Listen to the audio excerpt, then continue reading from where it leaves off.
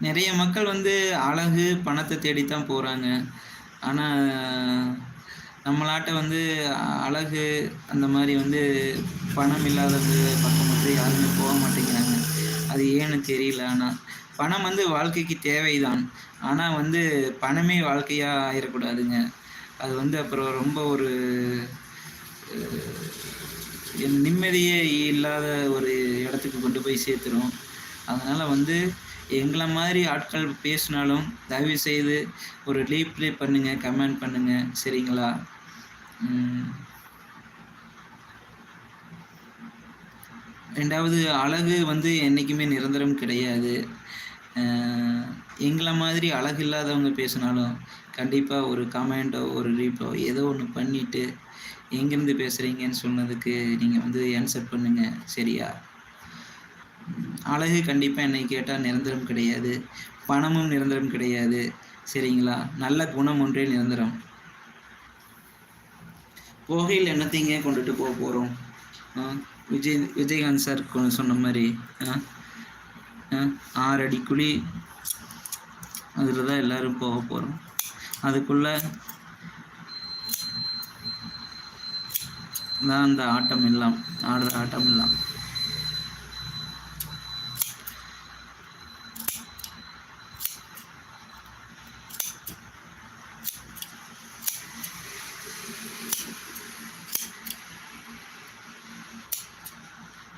வாங்க மக்களே பேசலாம். பணம் பந்தியிலே, குணம் குப்பையிலே.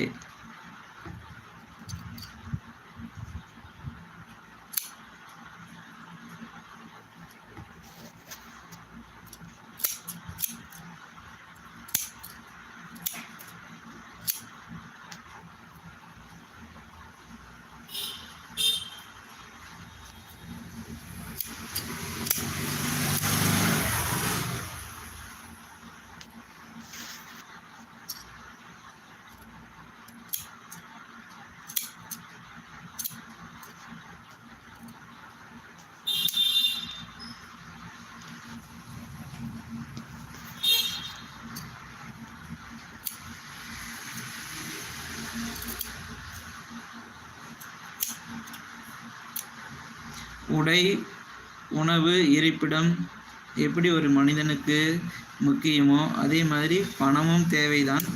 ஆனா வந்து, அது வந்து எப்படி நமக்கு வந்து உயிர் வாழ்றதுக்கு ஒரு 2 ட்ரெஸ் இருந்தா போதும். ஒரு ட்ரெஸ் வந்து துவைச்சு காய போட்டா போதும். ஒரு ட்ரெஸ் நம்ம போட்டிருந்தா போதும்.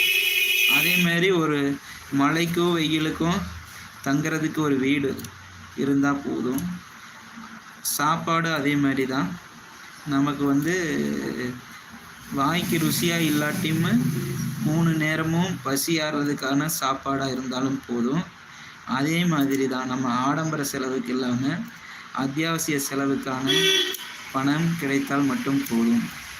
இந்த 4 விஷயம் கண்டிப்பா ஒரு மனுஷனுக்கு இருந்தா, அதுவே வாழ்க்கைக்கு வாழ்வதற்கு ஒரு நல்ல வாழ்க்கை வாழ்றதுக்கு ஒரு ஆறுதலா இருக்கும். இதுக்கு அதிகமா இருந்தாலும் பிரச்சனை தான்.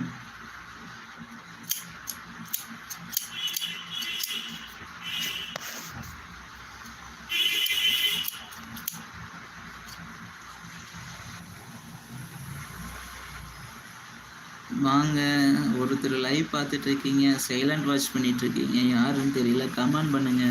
கமெண்ட் பண்ணா தான் நீங்க யாரு என்னங்கிறது தெரிஞ்சுக்கலாம். சரியா?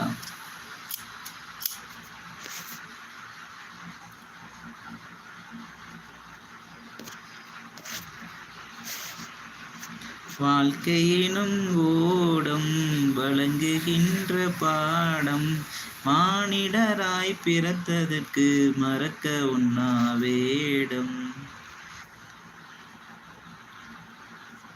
கேபி சுந்தராமல் அம்மா வந்து அவங்களுடைய கோயில் மணி ஓசைங்கிற குரலில் வந்து சூப்பராக பாடுவாங்க. எனக்கு அவங்க பாடல் ரொம்ப பிடிக்கும்.